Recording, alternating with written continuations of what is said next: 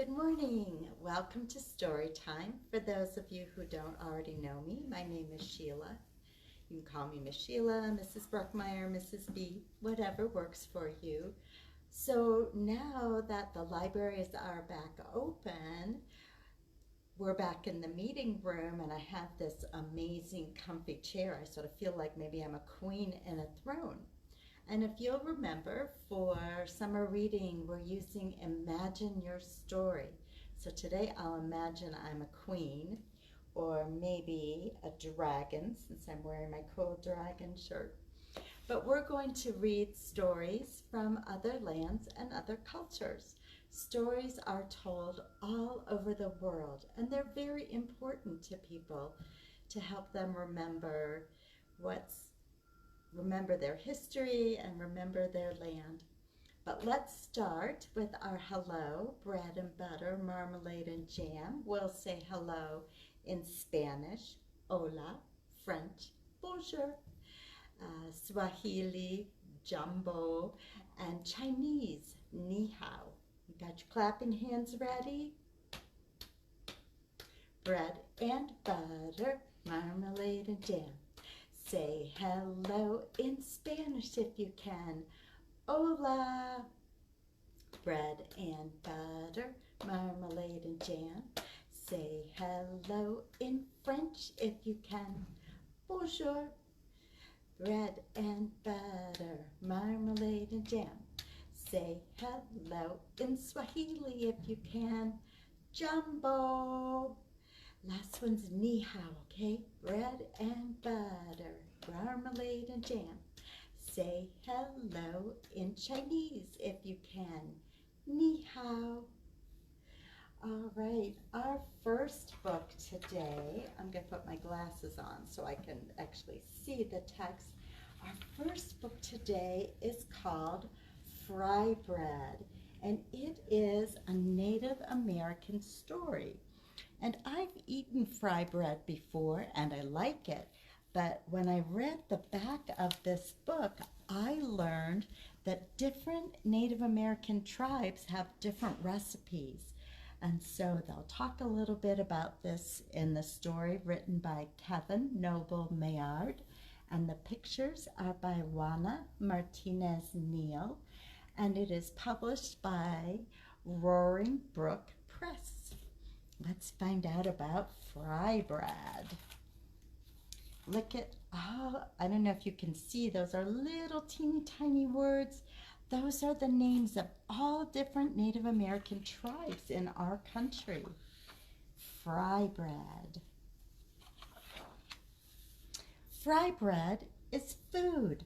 Flour, salt, water, cornmeal, baking powder, perhaps milk, maybe a little sugar, all mixed together in a big bowl. This mama's got lots of helpers, doesn't she?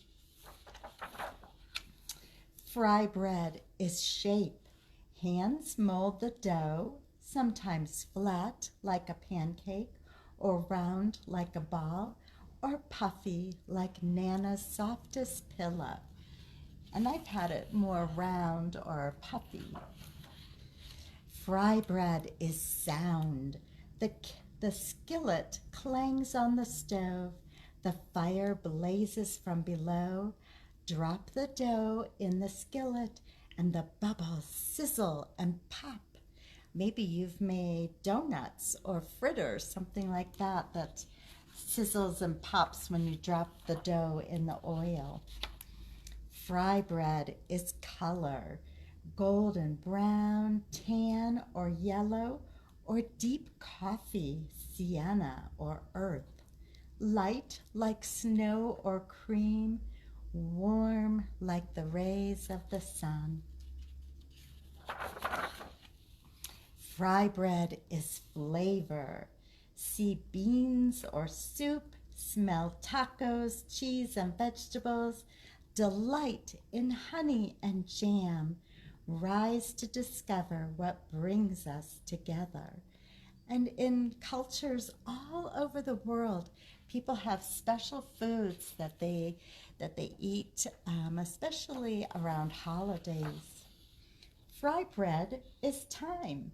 Up, just like I said, on weekends and holidays, supper or dinner, powwows or festivals, moments together with family and friends. I wonder what you like to eat when you have a special gathering with your family. Fry bread is art, sculpture, landscape, portrait, our daily craft. It's shared from teacher to student, a cycle of heritage and fortune. And I remember my grandma teaching me how to make cookies and dumplings, so it's something that we share from generation to generation. Fry bread is history. We remember the long walk, the stolen land, strangers in our world with unknown food. We made new recipes from what we had. Fry bread is place. Alaska, Kansas, all the way to Maine, down to Delaware, on to Georgia, over to Oklahoma, and Colorado, and California, cities and lands we call home. Fry bread is nation. Abenaki, Apache, Arapaho, Ojibwe, Onondaga, Oglala Sioux, Narragansett, Navajo, Nipmuc, Seminole, Shoshone, Sauk and Fox, hundreds and hundreds of tribes. Fry bread is everything. Round, flat, large, small, north, south, east, west, brown, yellow, black, white, familiar and foreign, old and new, we come together. Fry bread is us. We are still here, elder and young, friend and neighbor. We strengthen each other to learn, change, and survive. Fry bread is you, and I hope that you will have a chance sometime to try fry bread. So remember, I told you when I read the back of this book, I learned a lot of new things about fry bread. Miss Sheila? Yes. Jed and Cecilia are watching this morning. Awesome. Hi, Jed. Hi, Cecilia. So right now, we're going to do a Native American poem, and lots of Native Americans' poems and songs are about nature because they lived very close to the land. So watching the sky and the plants and the animals, it was important for their survival. And we're also going to do some sign language, and sign language is such a beautiful way to tell a story. So I bet you can even guess the sign for sky, which is like point to the sky and make an arc. And this is the sign for blue. It's actually a letter B, and we shake it. And I know we've done the sign for happy. So this one is happy.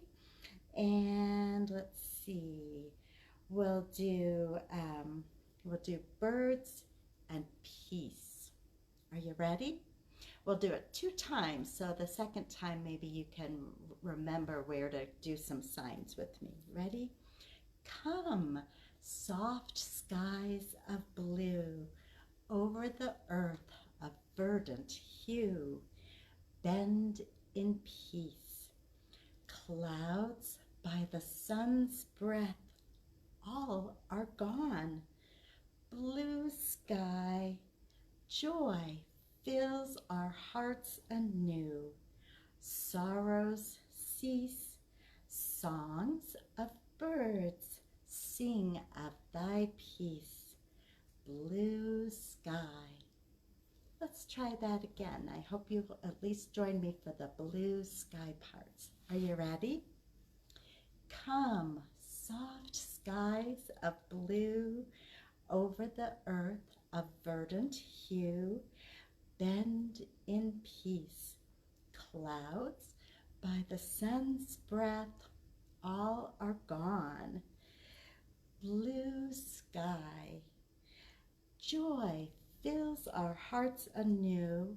Sorrows cease, songs of birds sing peace. Blue sky. Thank you for joining me. Our next book is called Golden Domes and Silver Lanterns, a Muslim book of colors. So Muslim is a different religion, a different way of honoring, of praying and thinking about the world. And a lot of these, we have Muslim people here in Summit County, but a lot of these pictures are from the Middle East, so from countries like Egypt and Iraq and Iran. So can you see the beautiful rounded top on their building? Let's find out what other beautiful colors they use. Well, a lot of times many of their buildings have beautiful tiles like these. Golden Domes and Silver Lanterns, a Muslim book of colors by Hena, illustrated by Maillard.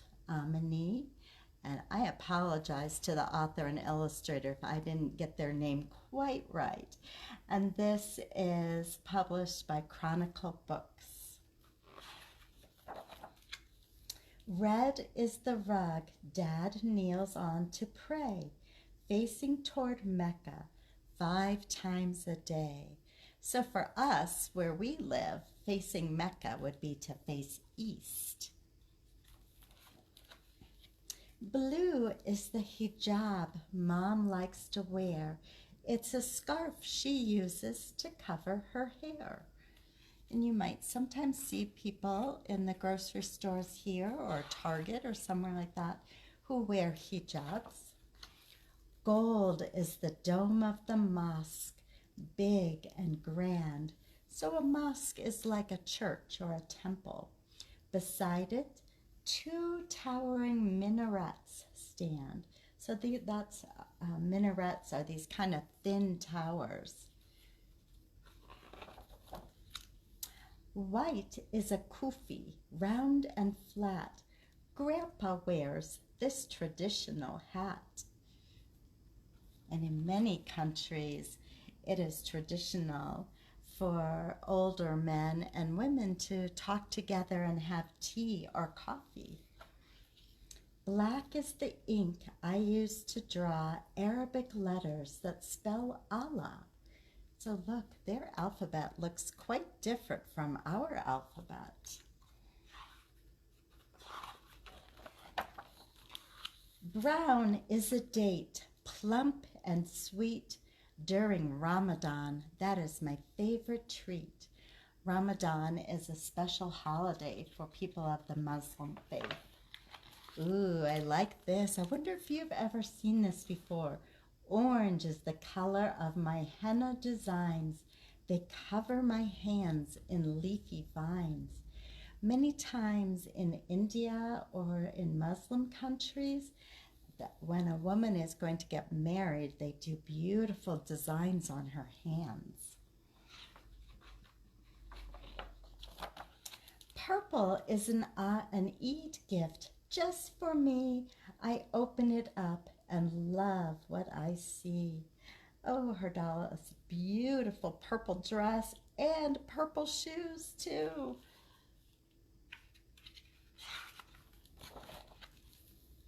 Yellow is the box we fill on Eid with gifts of zakat for those in need.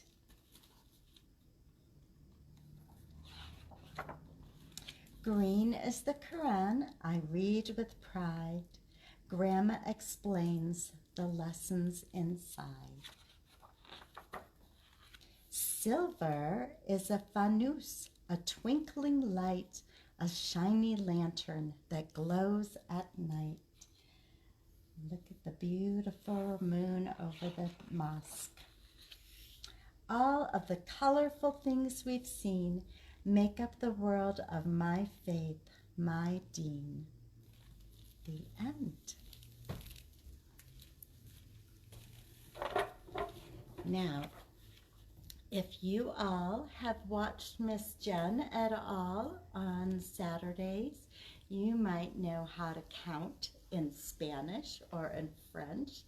But since we just read a book about the Muslim culture, many countries where there are a lot of Muslim people speak Arabic. So I thought we'd try to count to 5 in Arabic. And I'm just learning this just like you. So if we make some mistakes, no worries. Okay. 1 is wahid. 2 is ithnan. 3 is telate. 4 is arbara. And 5 is hamsa. Let's try that again. Are you ready? Wahid, ithnan, telate, arbara, hamsa. And sometimes you might see a design of a hand, and that's just called a hamsa because it's the word for 5. Uh-oh. My books are falling over, but that's okay because that reminded me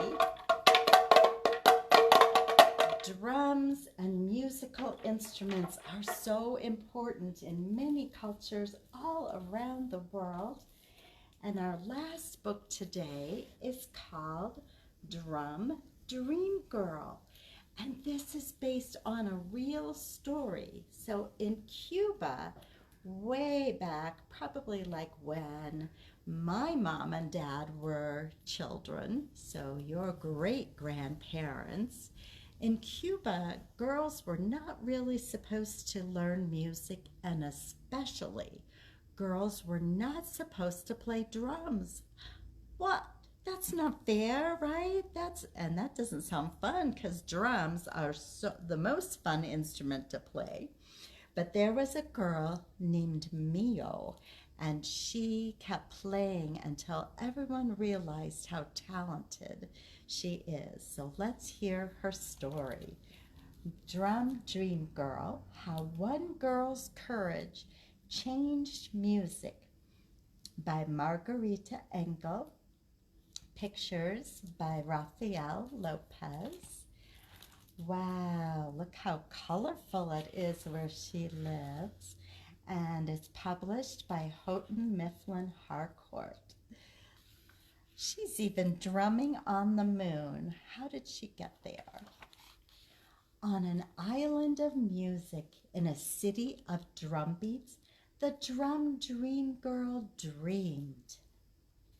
I wonder what you dream about, if you have a special dream of something you'd love to do.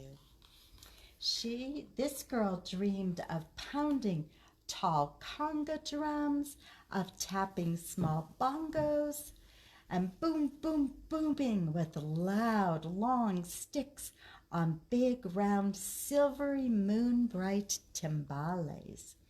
All different kinds of drums, bongos, timbales, congas. But everyone on the island of music in the city of drumbeats believed only boys should play drums. So the drum dream girl had to keep dreaming quiet, secret drumbeat dreams. She even dreamed she was a mermaid playing under the ocean. At outdoor cafes that looked like gardens, she heard drums played by men, but when she closed her eyes, she could also hear her own imaginary music. When she walked under wind-wavy palm trees in a flower-bright park, she heard the whir of parrot wings, the clack of woodpecker beats, the dancing tap of her own footsteps, and the comforting pat of her own heartbeat. She hears music and rhythm everywhere.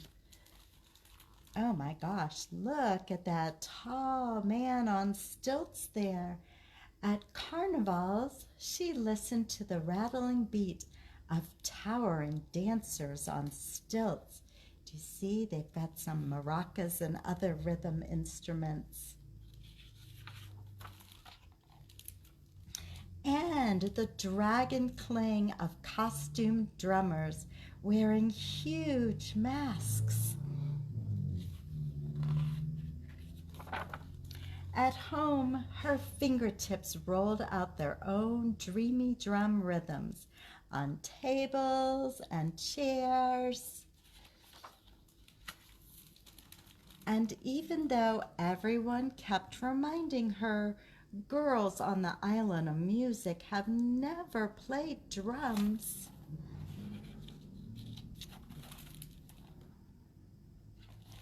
well, that brave drum dream girl dared to play tall conga drums and small bongo drums and big round silvery moon bright timbales. Her hands seemed to fly as they rippled, rapped, and pounded all the rhythms of her drum dreams.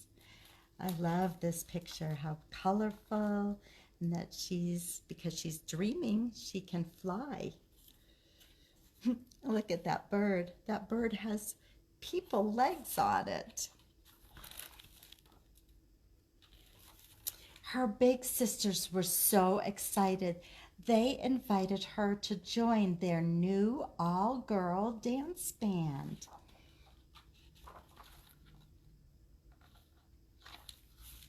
But their father said only boys should play the drums.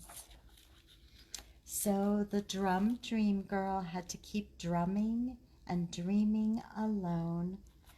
But the animals enjoyed her drum playing. Until finally her father offered to find a music teacher who could decide if her drumming deserved to be heard.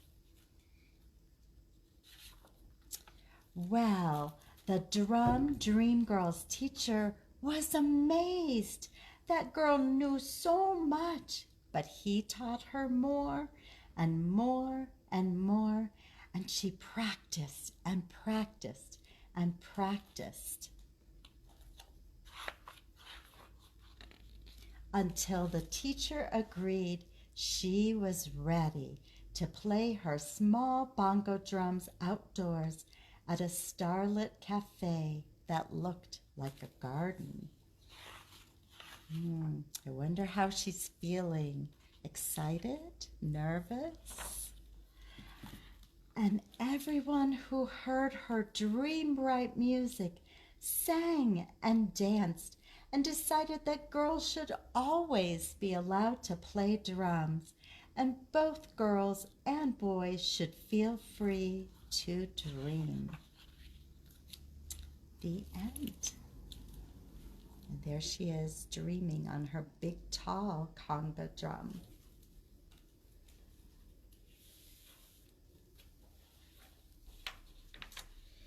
All right, so I do hope that you all are reading lots of books at home. So don't forget to keep tracking those books on Beanstack and coming in to pick up your badges if you're doing 1,000 books before kindergarten, and your free books for both 1,000 books and summer reading program. And if you liked hearing stories about other lands and other cultures, we have lots in all 3 libraries at Breckenridge, Frisco, and Silverthorne. So here's one from Japan, and here's one from all over the world, and here's one from the Dominican Republic, and we have one from Mexico and China, And I also wanted to show you, I know many of you have heard rain sticks before.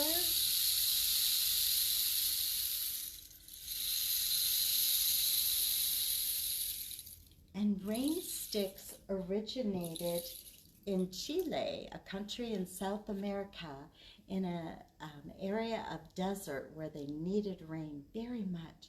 So I'm going to put a link in the comments to this on the Facebook page that will take you to directions for making a really cool rain stick that sounds really good.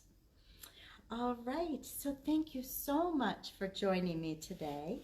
And let's close with the more we get together, because the more time we spend with people from all kinds of languages and stories, the better our world will be. So remember, we're singing The More We Get Together at the library, where your books are my books. And then at the end, we'll say, the happier we'll be. Are you ready? Oops, actually I forgot. It's not just we get together, the more we read together. All right, let's give it a try. The more we read together, together, together, the more we read together at the library, where your books are my books and my books are your books. The more we read together, the happier we'll be.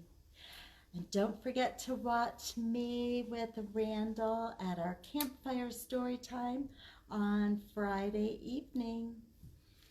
Bye.